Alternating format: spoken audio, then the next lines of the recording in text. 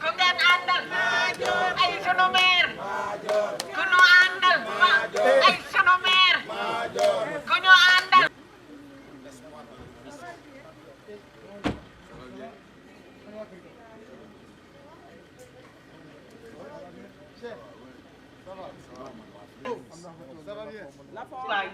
gisoo loolu waaye suñu meer a ñëw ku ànd ak suñu meer li ngay laaj dañ si jot ku ànd ak suñu meer li ngay laaj dañ si jot ku ànd ak suñu meer li ngay laaj dañ si jot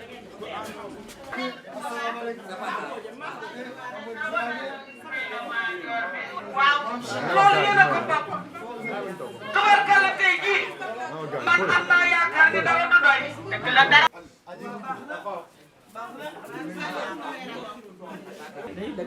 damay commencer par le programme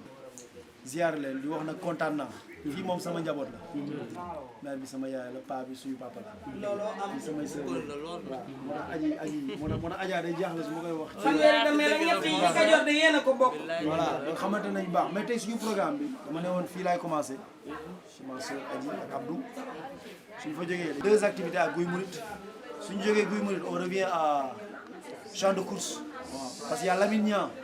qui fait un meeting de ralliement, il a renoncé à sa candidature. Il vient pour nous soutenir. Lamine Niang, voilà. Si nous jógee ci Lamine Niang, nous delluwaat Guy Mouride def la deuxième partie du programme. On va quitter là-bas à minuit. Donc chaque séquence, il faut qu'on la gère rigoureusement. Soo amee ay débordement yooyu dañuy am problème. Te soo amee problème souvent li muy indi mooy frustration. Dafa am ñuy toog ñu la xaar duñ la gis. Moo tax ma ne woon tey su ma ñëwee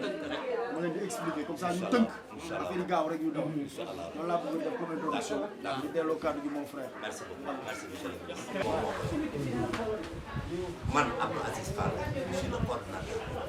loolu bokk na si naqar parce que dañ juddoo tënge ci xeex bi ñu nekkee xale ba léegi depuis opposition Abdoulaye Wade ba léegi ñu ngi xeex li ñu doon wax démb moom la ñu wax tey kenn dañu ko changé nous sommes des hommes libres dëkk bi daa wax dañ siy xeex teg suñu bakkan parce que ñi ñu woo ñi ñëpp dañu yaakaar li tax ñu yaakaar rek du xaalis suñu fulla la ak suñu fayda ak suñu fit ak xam li ñuy wax ak fi ñu jëm mu nekk lu wóor sa programme nag point boobu neex na ma si. li ma fi déglu yéen sama impression. bu baax bi comme boobu c'est vrai que Adja m'a parlé beaucoup mais bi ma dégloo ba pare gis naa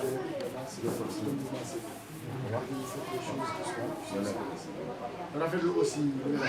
xam ne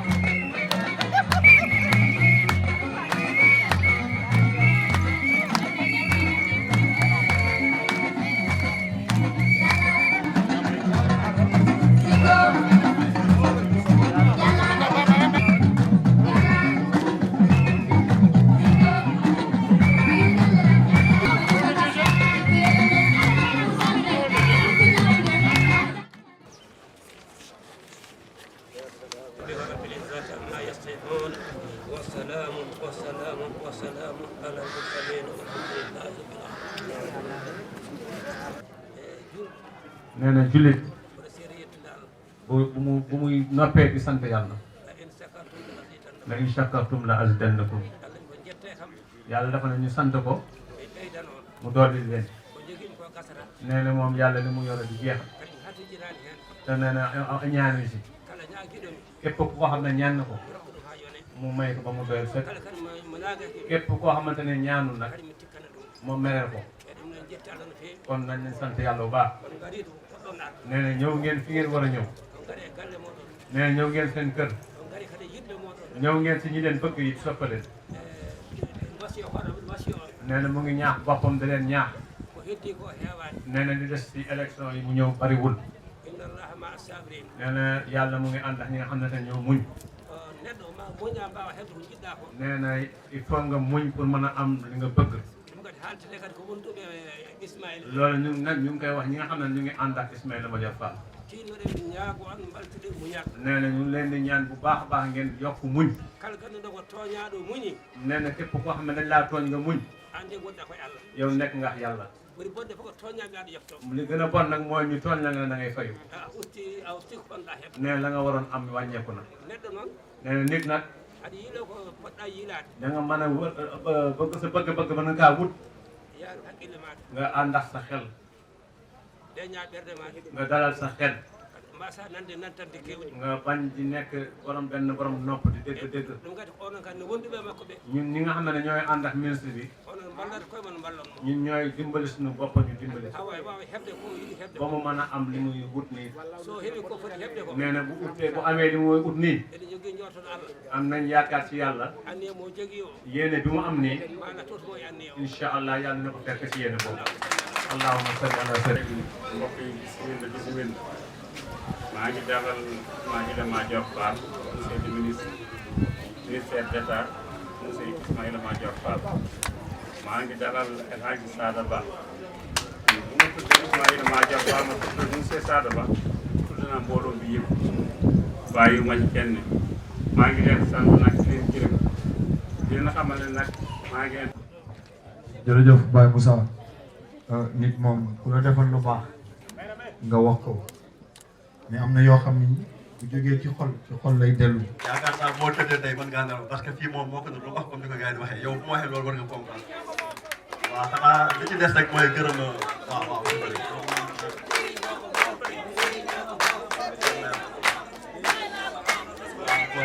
kon monsieur le ministre bu ñu waxee loolu gëm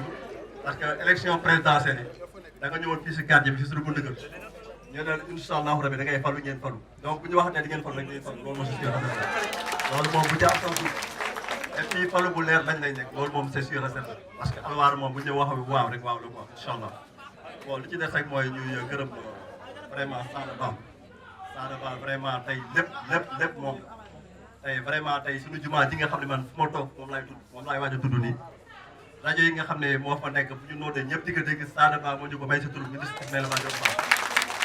bon clip bi nga xam ne moo nekk ci morgue bi nga xam ne tey bon ñaar ñu ko yàlla mais tey képp ku wàcc foofu la jiw clip boobu di seetal Sada Ba moo ñu ko may si tur Ismaïla Madior Fall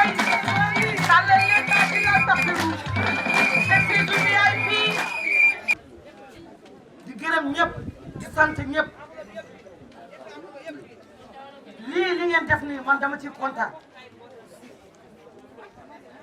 lii li ngeen ma wuyu si nii dama ci kontaan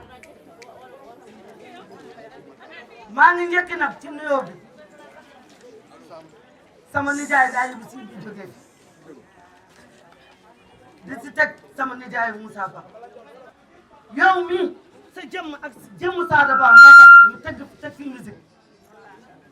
doomam damay takk jabar saa kenn mënu si gis teg doom wante bëgg Sada Ba moo tax mu ne musique bi nañ ko tax sama nijaay bi dangaa bëgg ba mu jeex takk lu yàgg dëgg la 2008 ba léegi c'est les authentiques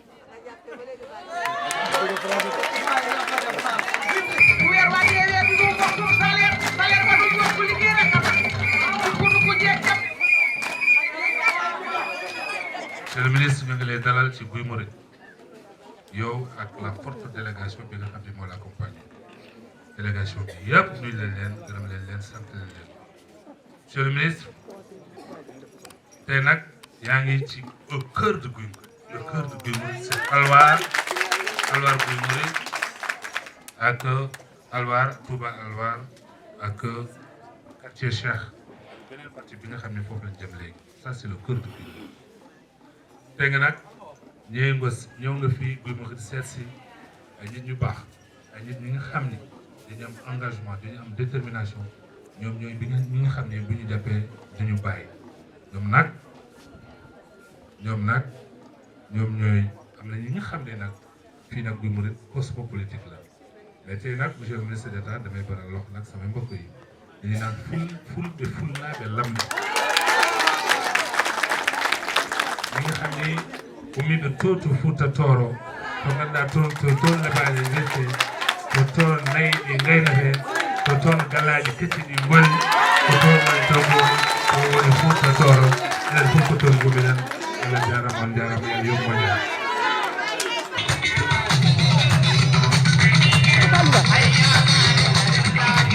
merci beaucoup le chef de l'année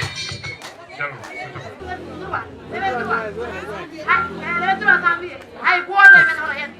joguiɗo ɓiwu joguiɗo miñum joguiɗo battu fof yo ad enen ala ko joguiɗen ko wona ɗo makkuɗo lambanɗo e saɗaraɓaji makkuɗo lambanɗo siffonare e mbiya assalamu aleykum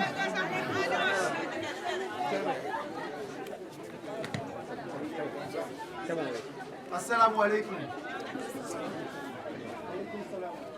ginnaaw bi ñu sante suñu borom julli ci yonentam bu tedd bi sallallahu alayhi wa sallam ñu ngi nuyu ñëpp ku nekk ci turam ak ci santam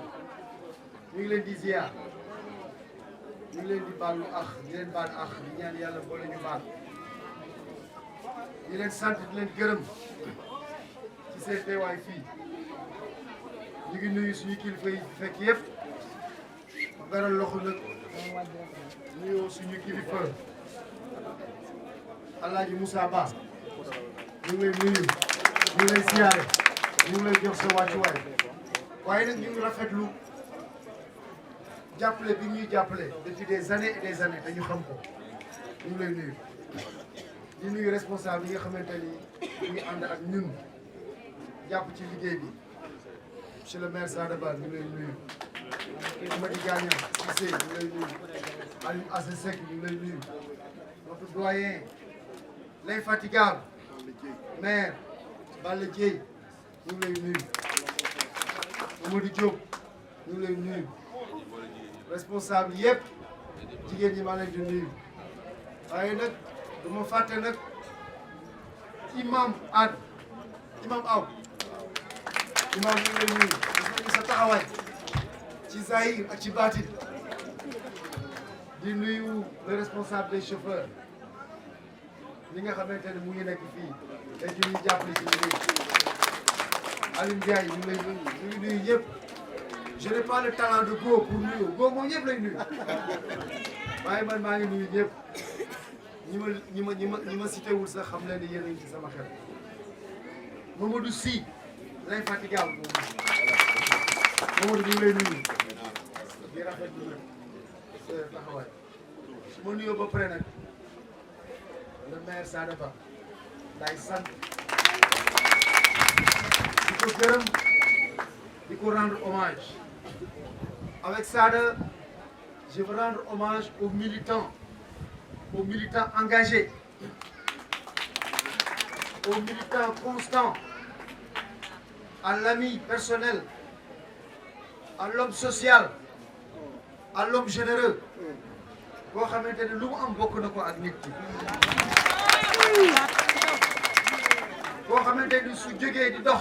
pour régler problème am nga woo ko wax ko problème mu jàmbur mu bàyyi problème am dem régler problème mu jàmbur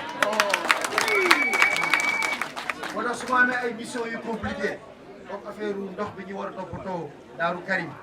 Daaru Naïm Touba Alwa ak fële Jacaranda moom laa koy dégg parce que may xam ne su ma ko déggee après mun naa dem nelaw Sada dafa nekk responsable boo xamante ni soo leen ne dañoo soxla 5 millions pour def liggéey bi mu ni joxe naa 1 million 500 soo leen ne 10 millions la ñu soxla mu ni joxe naa 3 millions yi suñu ne il nous faut 500 000 mu ni joxe naa 200 000 lo sonal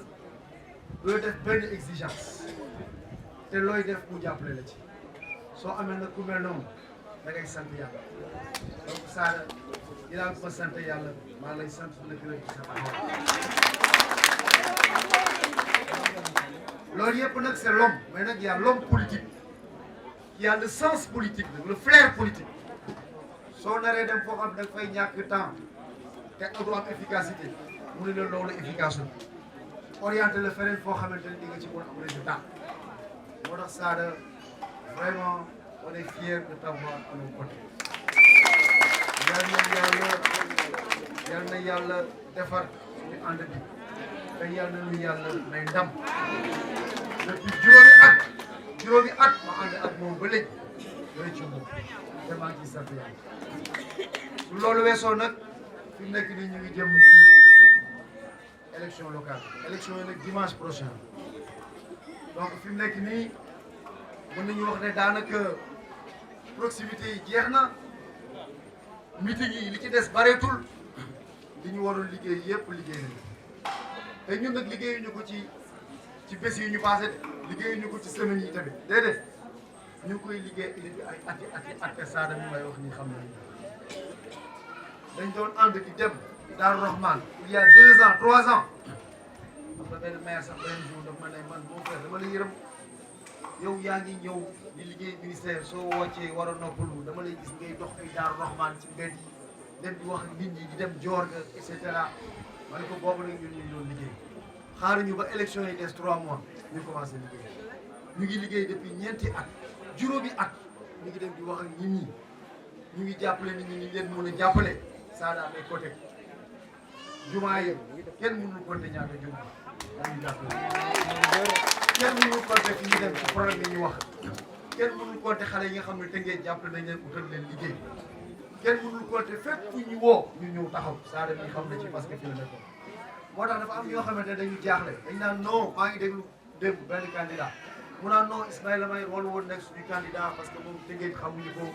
moom amul ancrage fii Tëngéej xamul ne ñun bi ñu nekkee terrain moom nekkul woon ci terrain waaye nag gis naa ne nag suñu stratégie bi dafa dox xam nga lu tax mu dox parce que en fait gars ñi dañ leen bett xamuñu ne woon de ñu ngi doon liggéey ci terrain te bi ñuy liggéey ci terrain bi dama ne woon sama gars yi bu dara feeñ nag ci média yi bu leen def dara ci média yi bàyyi leen rek ñu dem di liggéey bis bu ñu jógee rek def leen di bett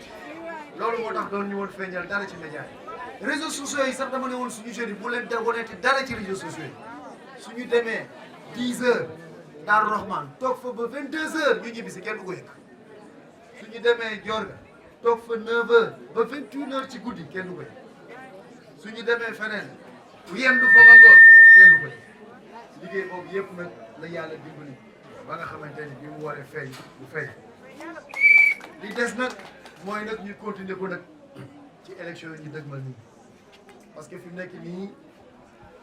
fi ñu jëm ginnaaw bi ñu ñaanee yàlla ba pare mooy ñu ndam li ci des nag taxawaay la li ci des nag jóg la teel a yeewu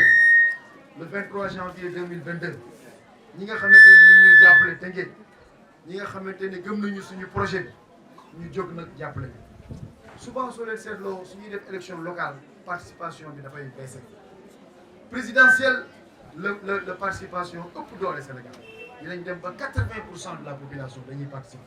waaye su ñuy def législative dañuy seetlu ne taux de participation dafay wàcc yenn saa yi ñu def législative ay 55%. local nag suñ koy def ñu bari bu ñu wootee dañuy gis ne yenn saa yi ay taux de participation 45% la ñuy def c'est-à-dire moitié population bi sax duñu wote su boobaa nag ñi nga xamante ni ñoo nekk ay maire ak yooyu su nit ñi wotewul ñoom la arrangé parce que ñoom dañuy bouger dañuy wax ñi nga xamante ne ñoo leen di jàppale ñu ñëw wote moo tax ñun nag dañoo war a taxaw wote waaye itam suñuy mbokk suñuy andi jàmm ak ñëpp ñi nga xamante ne dañu gëm liggéey bi te bëgg ñu jàppale dañ leen di wax ñu wote ci moo tax buñ ko négligé fii ba élection yi nañu woote nañu incité nit ñi ñu dem woote ci bésu élection yi Sada nañu ut ay oto nañu fagg kër yi nañu dugg wax nit ñi ñu dem woote ji suñu demee ci bureau de vote gis suñu gars yi wote wuñ nañ jël ay jeunes yoo xamante ne nag du ñu sol nag ay casquette ak yooyu dañuy sol rek si biir kenn doon xam ne simple dugg ci kër yi fëgg bunt yi ne salaamaaleykum maaleykum salaam yéen gëmoon ngeen projet bi génn leen ngeen wote ñu ne dafa sore ñu tegal leen oto loolu liggéey boo xam ne dafa am solo suñu defee loolu jàpp naa ne incha allah yàlla nañu dimbali yàlla nañu may ndam su boobaa nag ngeen voteel Benno Bokk Yaakaar ci est bi voteel Benno Bokk Yaakaar ci dëkk bu mag ba voteel Benno Bokk Yaakaar ci département bi ñu ànd ak état bi ànd ak président Macky Sall liggéey suñu dëkk Tëngéej ñu leen di sant di leen gërëm asalaamaaleykum wa rahmatulah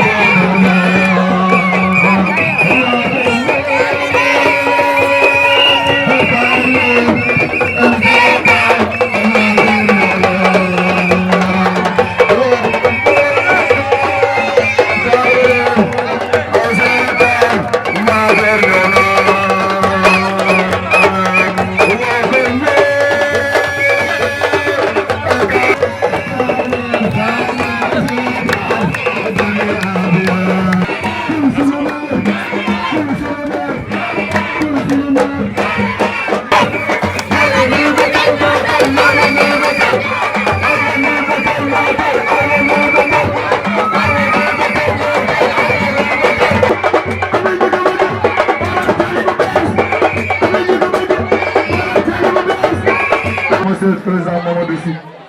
gars yi mën ngeen ñëw nii waa sama kanam nii. balaa may wax dara dañuy sant Sada Ba bi ñu nekkee ci mbir mi di liggéey ba tey moom Mamadou Sy dañoo épaulé dañuy jàppale. Imam ñu ngi lay nuyu ñu ngi nuyu suñu kilifa yi responsable jàkke ji ñu ngi leen di nuyu dégg naa bu utal xale yi ñu am liggéey ñu dara lañ leen defal ci wàllu voirie tali ak pavage ñu dara donc foofu soo fa ñëwee je pense que mobilisation dina yomb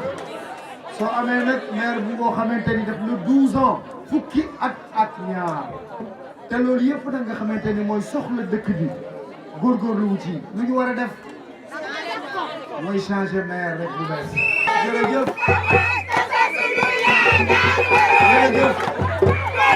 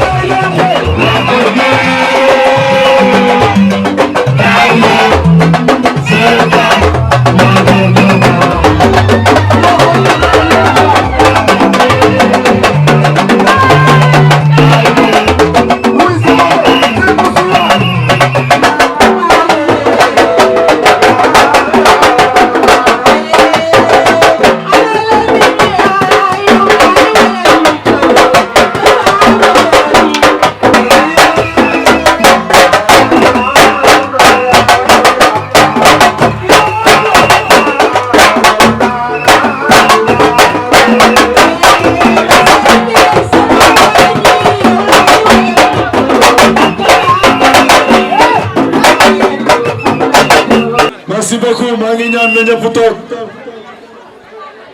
maa ngi ñaan na ñëpp toog teeru bi rafet na jekk na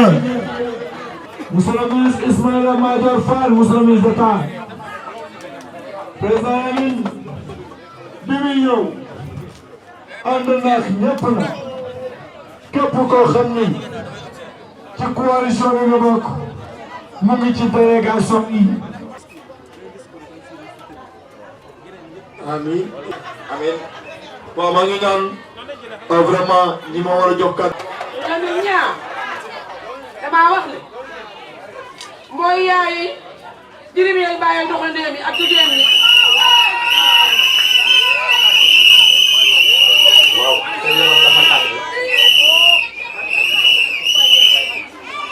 ni yaay xale yu jigéen ñi bàyyi xale yu jigéen ñi Lamine ñaa dañu daa mel ci développement boo xamante ni tubaarkàlla masàlla jànguwaayu tubaab dégg nga ñu sànni carte yi sunu monsieur le maire gagné ñu jiital ko yóbbu ko ci biir ànd ak moom gunge ko mu liggéey réew mi réew mi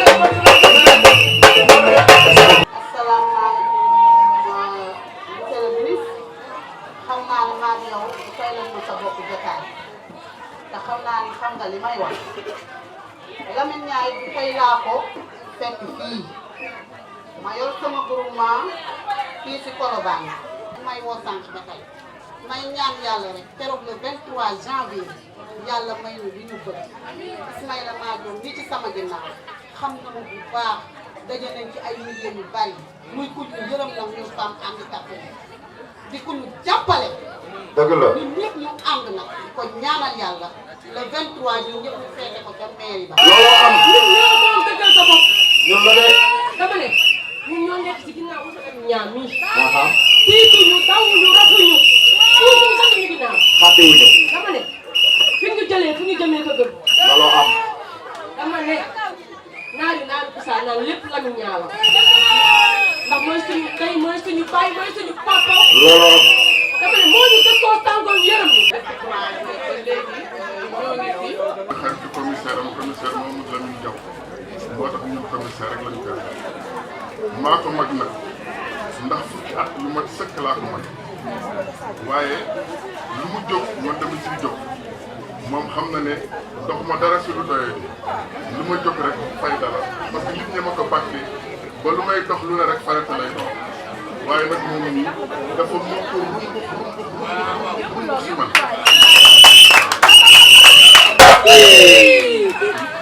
loolu moo tax mbiram di ma tax a jóg waaye man bu mbiram laay jóg man politique ni du sama wàll waaye nag su ma jógee ne ay nit jaar leen fi nit ñi foofu la ñuy jaar donc man ak ñooñu ma xamee nañ mën nañu déggal fi la ñuy jaar foofu la ñuy jaar Lamine nag moom mag na sëkk pour Macky Sall yëkkati ko nekk yow la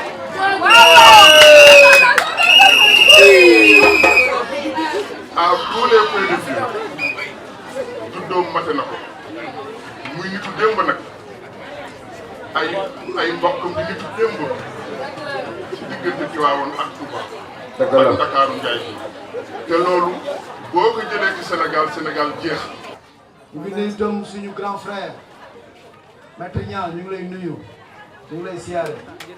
ñu ngi lay jox sa wàccuwaay ñu ngi lay jox sa wéruwaay di nuyu aussi tous les membres du mouvement Dëggal Sa Bopp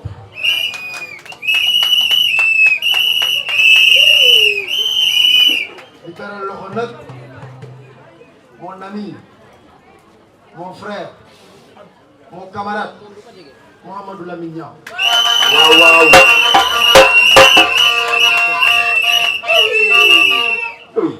Lamine nag xam nga yenn saa yi sooy wax frère ça peut être ci tubaab la ñuy wax une clause de style bon da ngay wax frère noonu lay quoi comme ni ñuy wax oui mon frère tel mon frère tel mon frère tel non Lamine c'est pas une clause de style c'est une réalité quasi génétique.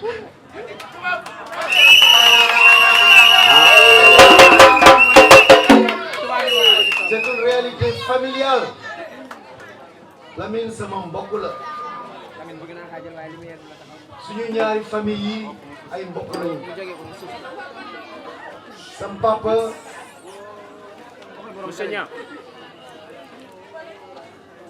sam papa daf may wax toujours li nga xamante ne moom moo ko lié ak la famille Niang man frère Lamine moom laa doon àndal guddi ak bëccëg université yoonu toog di naan ataaya muy mon ami dem si yàlla Ablaye Niang sama xaritu benn bakkan la woon à l'époque ñu doon ànd ak Magou Cissé Fallou Cissé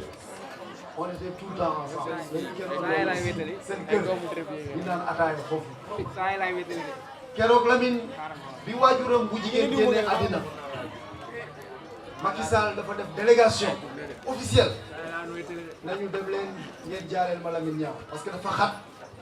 moo tax du mën a agsi def leen une délégation de haut niveau ngeen dem jaale ko ñu ànd les membres du gouvernement députés hauts conseillers membres du conseil économique et social maire responsable politique ñu dem keroog jaale ko bi ñu ñëwee Oumar Gueye moo doon diriger délégation bi Oumar waxee ba pare Lamine war a tontu dafa ne man sama kàddu jox naa ko mon grand frère Ismaïla Madior Fall. man maa wax au nom de la famille xam nga loolu du lu ndaw te loolu du affaire caaxaan surtout ko xam ne Lamine moom ci dëgg rek lañ ko xam Lamine kenn xamu ko ci caaxaan lépp lu muy def xam na ko bu baax loolu yëpp nag dama koy évoquer pour wax ne balaa politique en dehors de la politique Lamine man ak moom dañu am ay relations personnelles yoo xam ne c'est pas la politique c'est avant la politique ce sera après la politique et c'est au-dessus de la politique donc man du ay tànk politique moo may indi kër Lamine Niang wala du ay tànk politique moom lay dox su may seet Lamine Niang li may doxal d'abord c'est notre relation personnelle c'est notre relation familiale c'est notre relation fraternelle politique nag daf ñu dab politique daf ñu dab politique daf ñu dab parce que man ak moom dañoo bokk parti politique Alliance pour la République dañoo bokk di un leader muy le président Macky Sall ñu bokk itam Tëngéej bokk ambition politique notre ambition politique mooy lan mooy defar Tëngéej notre ambition politique c'est quoi? C'est une nouvelle vision qui fasse de Rufisque une ville aussi respectée que les autres villes du Sénégal. Je ne dirais même pas les autres villes d'Afrique, les autres villes du Sénégal. Sur le plan de la réputation, sur le plan de l'image, sur le plan de la bonne gouvernance, sur le plan de la voix pour le Sénégal. Rufisque était une voix pour le Sénégal. Il y a beaucoup de décisions de l'histoire du Sénégal. Ces décisions ont été prises ici à Rufisque. Ce n'est plus le cas. Rufisque est devenu une ville périphérique. J'ai été membre d'un gouvernement, garde des Sceaux, ministre de la Justice sans faire de la politique. Je suis ministre d'État auprès du président de la République sans faire de la politique. Il y a des gens qui font la politique pour être ministre. Dans l'histoire du Sénégal, il n'y a personne qui porte le titre de ministre d'État sans avoir fait la politique. C'est un titre politique. C'est une distinction politique qu'on donne à un ministre pour montrer que c'est un leader politique. Moi, je n'ai pas besoin de faire la politique pour être dans un gouvernement. Si j'ai fait la politique, c'est parce que quand je suis entré dans un gouvernement, j'ai vu les possibilités qu'on a pour sa ville quand on est dans un gouvernement. J'ai vu que quand tu prends ton téléphone, tu appelles un directeur général pour régler un problème, il te répond. J'ai vu que quand on répartit des choses, tu as une voix qui compte parce que tu es dans le gouvernement, on t'écoute.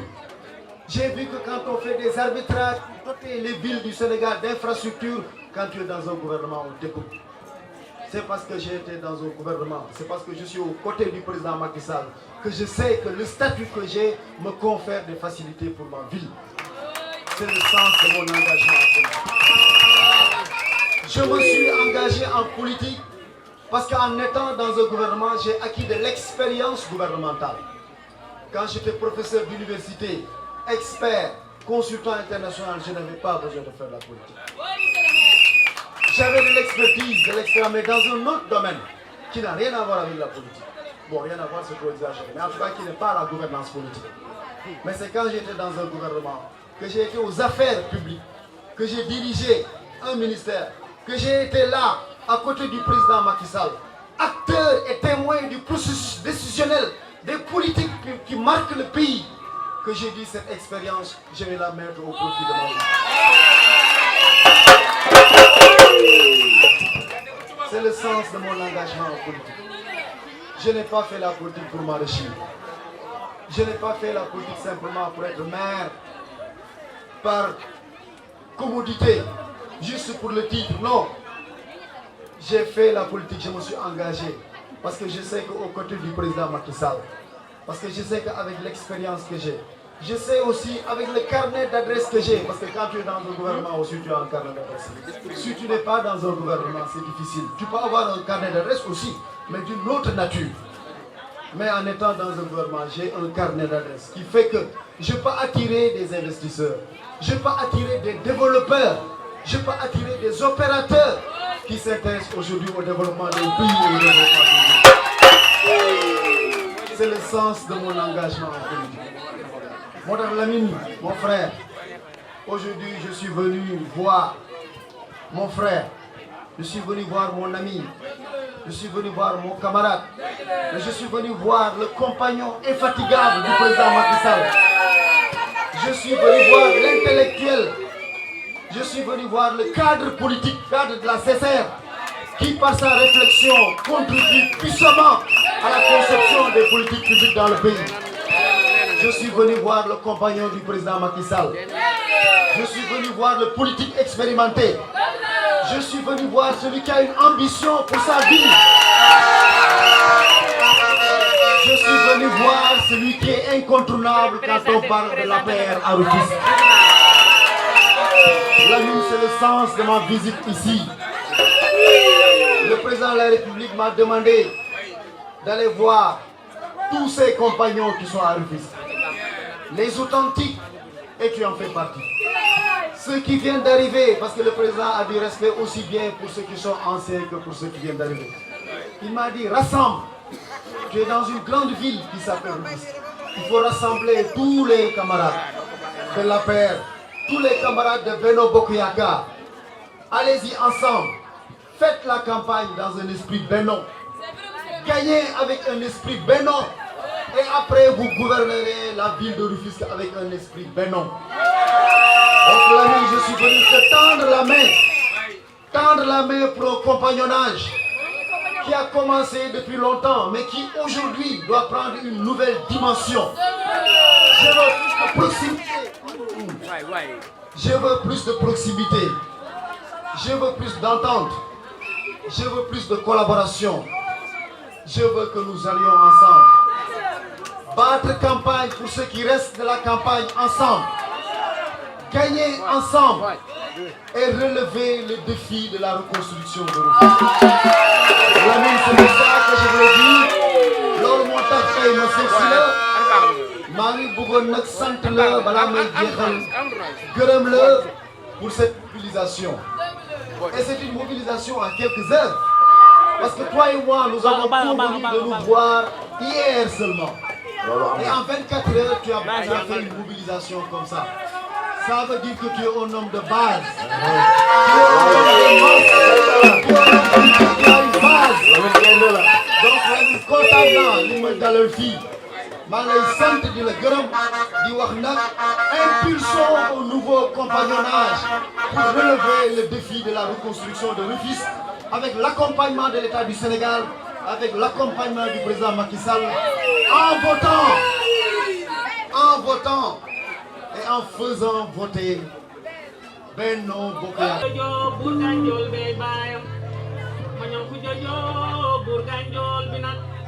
Amadou Jama Joob ay baayam Amadou Jama Joob sa maam Mañak Lamat ay baayam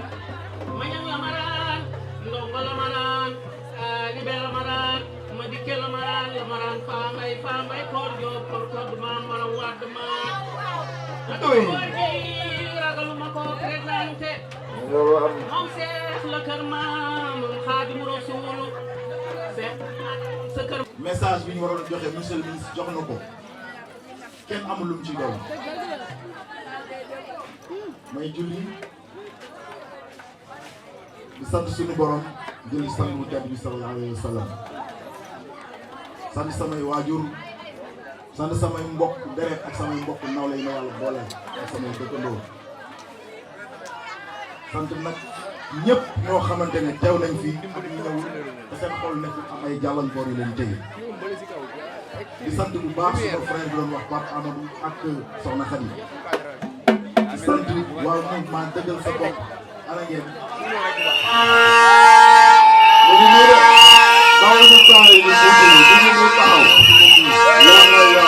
damay wax tuuti rek dafa def lu am solo dafa duñu retenir ko message bi di gudd mais wax ca waxu kaay ba li am tey c'est historique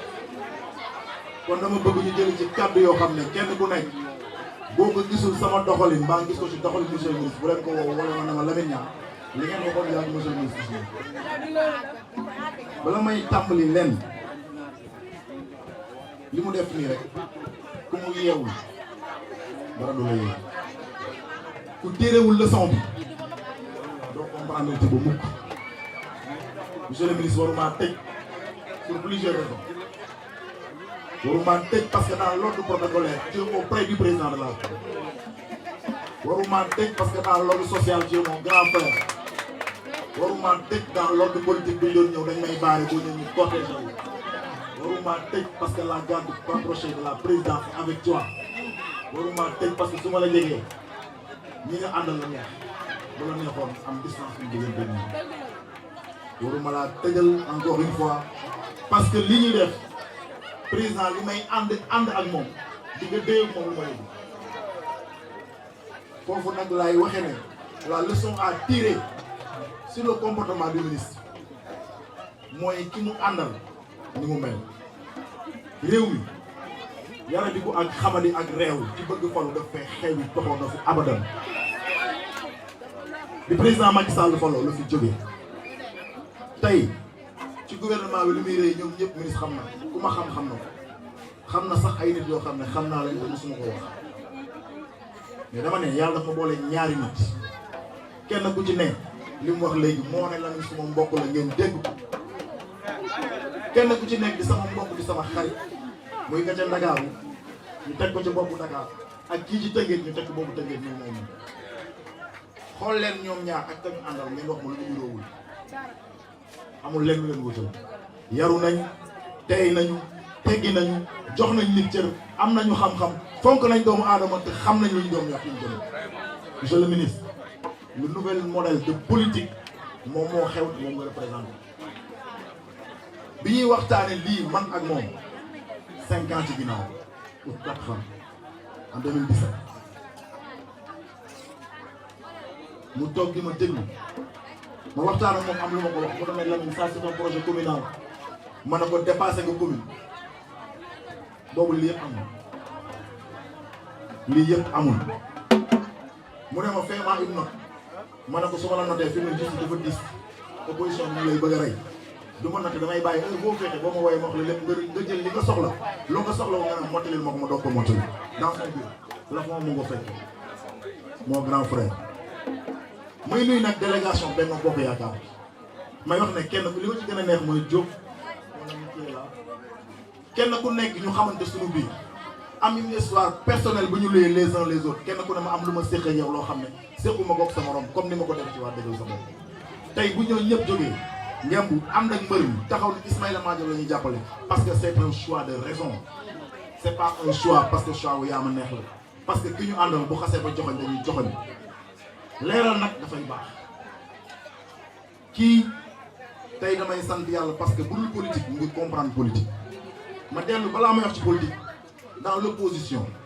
dañ daan tëju def média training di xool kenn ku ne boo demaa looy wax débat bu ñu toogee ñu ne Seydou Gueye yaay Ismaïla Madior Fall dama yow yaay Souleymane Ndéné Ndiaye ñuy xëccoo débat pour bu ñu demee au plateau mun ko wax parce que li tax ñu ne mooy Ismaïla Madior les débats juridiques bi ñu doon am les options ak thèses yi ñuy défendre moo ñu ko doon déy bindal ñu ko te boobu Macky Sall faloogul bu amee ku ko fekk fi nekk ci loxo kenn fekkewu ko maa ko fekk lu ñu mës a wax ci plateau ndamoo ko dañuy dégg ko moo ñu ko wax ñu wax yóbbu ko ils sont pas des juristes mu nekk dans l'ombre toog liggéeyal président jàpp ñaamuro président dem ba falu ku ne xëccoo te ngay dem ba jaxasoo amuñu interlocuteur suñu diggante ak président am rupture ñu dem président recevoir ñu ku ne wax bi mu jaaxlee ci wax ji dafa ne ma man Ismaïla Niang laa gis wi te Lamine Niang moo toog ma ne ko président Ismaïla ngële non Aliou Niang di jaxaay moo lay jàppale mu ne koy d'ailleurs Aliou ça va d'ailleurs Lamine prend la parole bi ma jëlee sama parole li ma wax mënu ma ko wax mais dama jooytu tëngéej bu ñëpp pare mu ne ma Lamine continue 5 minutes lañ wax peut-être am nañu ko fekkoon peut-être gaa ñu fekk wala mën na ko fekk mais li ma wax dafa ne pour Rufisque j'ai mon choix personnel ku xam président xam waxam lu mu gàtt xam ne ëmb na réew bi ñu toogee as tuut ma dégg ñu ne Ismaïla fol nañ ko bi mu ñëwee dama ko ne du ma mën naa noo bañ a xaar nga di ma seet président pour la première fois mu defal ñu tëggee lu ñu neex